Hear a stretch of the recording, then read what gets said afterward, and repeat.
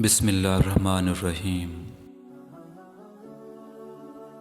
وہ انسان کامیاب ہے جو خوشی اور غم کو ظاہر نہ کرے۔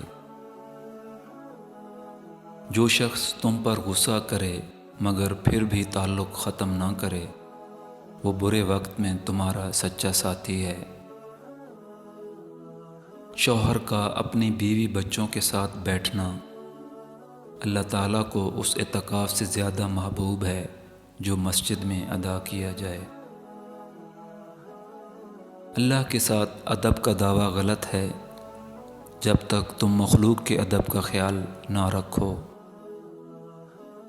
دوست کے ساتھ اس نمک کی طرح رہو جو کھانے میں دکھائی نہیں دیتا، لیکن اگر نہ ہو تو اس کی کمی بہت محسوس ہوتی ہے۔ جس نے مخلوق سے کچھ مانگا وہ اللہ کے دروازے سے اندھا ہے۔ ماں کھانے میں کچھ بھی بنا دے تو اس کی تعریف کر دیا کرو۔ اللہ کا شکر ادا کر کے کھا لیا کرو، کیونکہ کچھ لوگوں کے پاس نہ تو کھانا ہوتا ہے اور نہ ماں۔